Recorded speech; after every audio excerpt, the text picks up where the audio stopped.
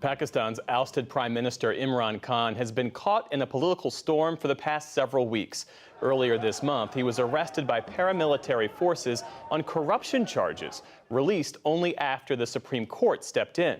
His arrest triggered widespread protests across that country, followed by thousands of arrests and a massive crackdown on his political party known as PTI.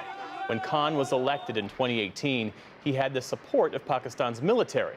But Khan was removed in a no-confidence vote last year when he started criticizing the army leadership. He spoke to us early today from his residence in Lahore. I asked him what the last few weeks have been like, as he's been the target of the country's government. Right now, the situation is such that all my senior leadership is in jail. Today, one person who was hiding was the president of my party. They grabbed him and they put him in jail too. So over 10,000 of my workers are in jail. I'm pretty isolated here right now. My security, remember, the Interior Ministry has said that my life is in danger, extreme danger. And yet they picked up my head of security and he's disappeared for the last 3 days. And my bulletproof cars which accompany me, they have impounded 2 of them. So the situation is such, I'm isolated, quite insecure. All my senior leadership in jail, or they have told them that, look, anyone who wants to come out, he has to renounce his membership of my party. You are facing criticism from all sides that your supporters were responsible for violence after they laid siege to military buildings. Did they go too far? Should you have done more? Could you have done more to stop them? Well, firstly, I didn't even know what was going on because I was thrown into jail. So 4 days, I had no idea I was cut off, no news, no mobile phone, nothing to know what was happening. The first I found out was when I was presented in the Supreme Court. And that's when the judge asked me, I said, for 27 years I've been in politics. We have never broken the law. We have always stayed within the Constitution. All our protests have been peaceful, which a political party is right. It's our right to protest peacefully. So what happened on this day? I have asked for an independent inquiry. The Supreme Court must hold an independent inquiry. We feel the arson was deliberately done. We feel that it was like Hitler in 1933 used the arson on the German parliament as a means to crack down on the communists, and he eliminated them. You're saying it wasn't your supporters who were responsible for the arson? Well, there are CCTV cameras. There should have been a proper investigation. How can you be judge, jury, and executioner and then go after the whole party? So 10,000 of your workers who had nothing to do with arson. There were only a few hundred people who possibly were involved. So this is an excuse really to go after the party. The army has said that those responsible for the violence will be tried under military law. The proceedings are held in military courts on military installations. The courts are run by military officers. Do you believe that your supporters can get a fair hearing in that sort of environment? This is the end of our democracy. In fact, it's the end of our justice system. It means there is no confidence in Pakistan's judiciary. How will the Supreme Court allow this to happen? We are now standing on the brink where the entire democratic structure is being dismantled. And the final nail in the coffin of the democratic structure will be military courts. Pakistan has been directly ruled by the military for almost half its modern history, and most prime ministers, including you, came to power with the support of the military. How did you end up losing their backing?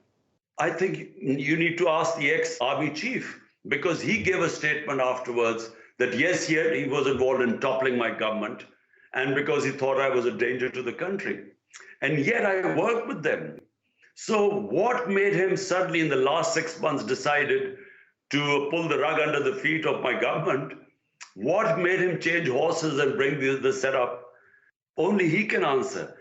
At this point, do you want to curtail the army's power, or do you wish the generals would support you as they did before? No. The problem is the hybrid system, where the prime minister is supposed to have the responsibility as an elected prime minister. But the power is basically lying with the establishment, military establishment. This hybrid system has failed. In my opinion, there needs to be a new equilibrium.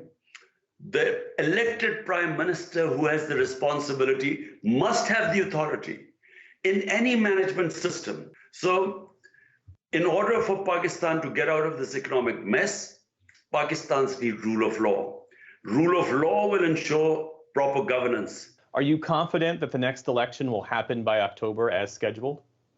Absolutely not. I'm not confident, because what is happening now is that the establishment, along with this current government, they are trying to crush the party. They are trying to ensure that PTI, my party, will not win. And so there are 150 cases slapped on me. And what they are hoping is that either I'll be in jail by then, and most of my leadership, they will try and turn, like they're saying, like some of our senior leaders who were in jail came out and said that, look, we are no longer part of the party, because that was the condition they could come out of jail and all charges be dropped. So either the party will be so weak that it will not be able to win the elections. The only way elections will be if PTI cannot come into power. And that's why, if by October it's not the case, they feel that PTI will still win, I don't think there will be elections. What role should the U.S. take in this situation, if at all? In the past, you've criticized the U.S. for interfering in your country's affairs. Countries have to solve their problems from within.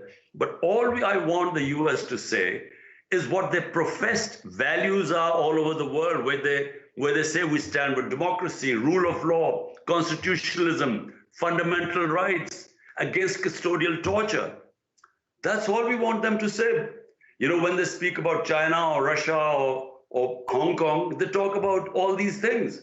Well, here is a classic example that the democracy is being rolled back and all these things are happening. So I think that's where they should be consistent. Do you see a peaceful or negotiated way out of this situation? Possible. I think we have reached an impasse, because despite doing everything, the party's popularity has just grown. I mean, the latest report is it's 70% rating in Pakistan. It's unheard of in our history. So will they keep on this course of trying to crush a popular political party? Or will they sit down and work out on some sort of a settlement? I think at some point sense will prevail. I'm an optimistic, and I think then we would come to some sort of an understanding. Imran Khan is the former Prime Minister of Pakistan. Thank you so much for your time. My pleasure.